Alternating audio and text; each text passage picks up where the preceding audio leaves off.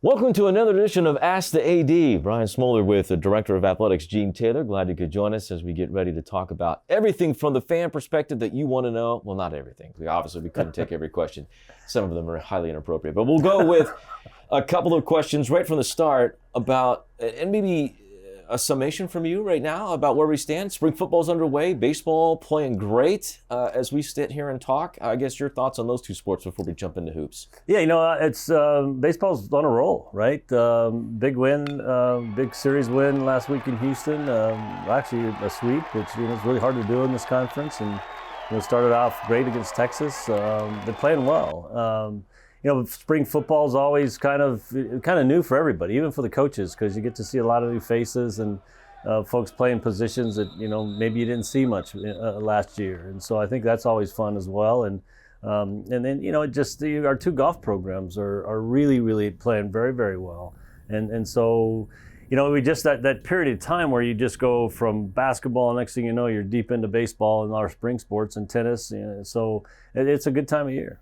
Well, let's talk about basketball, because one of the questions we have, it's the first one of the day, comes from Facebook at John Cole, who asks, what's the plan to sustain the excitement around the women's basketball team? A great season for Jeff Mead. I know it didn't go at the end as far as they wanted, but a historic year with 26 wins. It was, and they were just such a fun group to follow. They were so enjoyable to watch. They were competitive, obviously, at one point ranked number 2 in the country.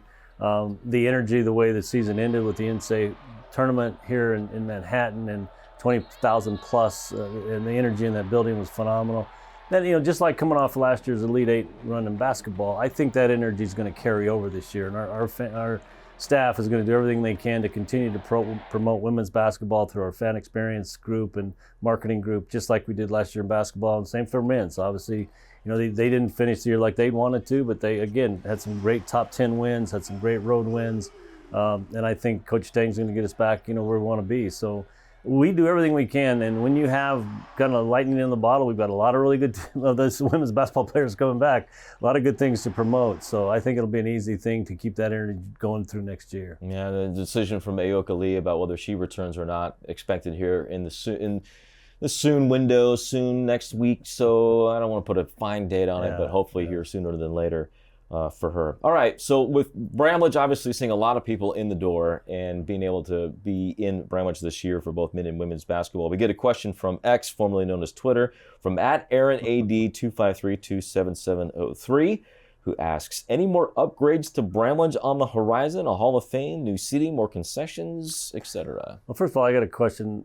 How many times do we have to keep referring to Twitter, X, formerly Twitter? I don't know. Do we stop at some point? I think we're getting close. Okay. If we're not there already. So Bramlage, obviously it's a great facility, and it's certainly been great for us, and there are some upgrades that we need to consider. If you go back and look at our original master plan, there were some things in there like a Hall of Fame, maybe some more premium seating.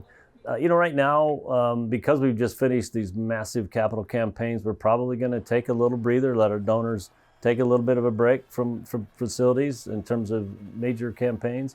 But it's probably something that eventually we'll bring back up on the table and say, as we continue to look, how do we generate more revenue opportunities? What can we do to make the facility even more enhanced for our fan experience? But right now, I think it's just going to be a little while before we get back to that. By the way, tip of the cap to our facility staff who have gone through transition as well, but they keep this building looking great. I mean, you go around the league, we go around the country and go to other arenas that are of the same age or newer. Yeah. They don't look as nice as Bramlage. That's probably one of the best compliments that I think our staff gets is when visitors come in and they realize that it is not a brand new arena, but it looks and feels like a brand new arena. Again, a tremendous compliment to our staff.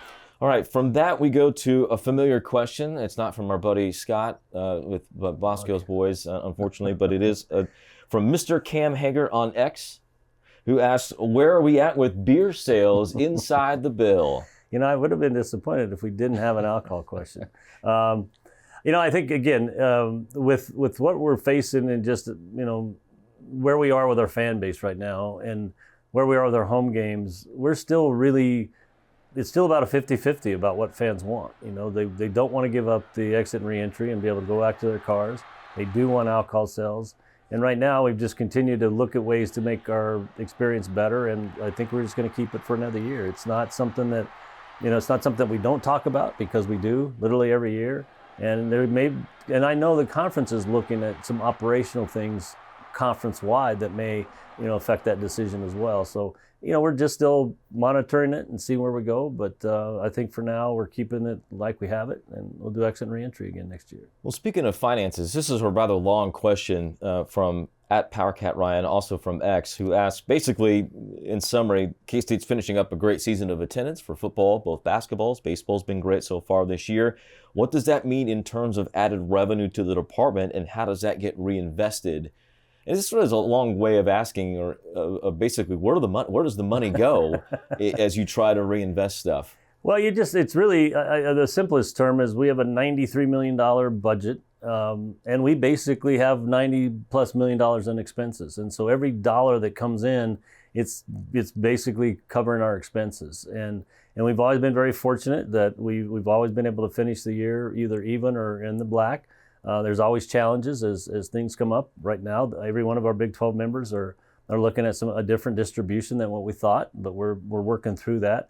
The NCAA tournament, even though it brings in a lot of fan base, the NCAA gets a lot of those dollars, so it doesn't always go right into our bank account.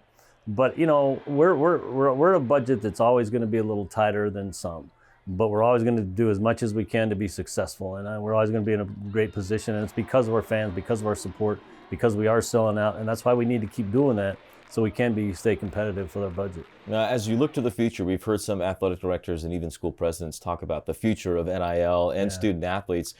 As you project budgets and you guys have your inter-staff discussions, how much do you plan ahead for a salary, essentially, for student athletes? Well, we've talked about it. We haven't gotten into really detail right now because there's still so many unanswered questions with some of these lawsuits. What the impact's going to be? Is it going to be, revenue sharing? Are they going to become employees?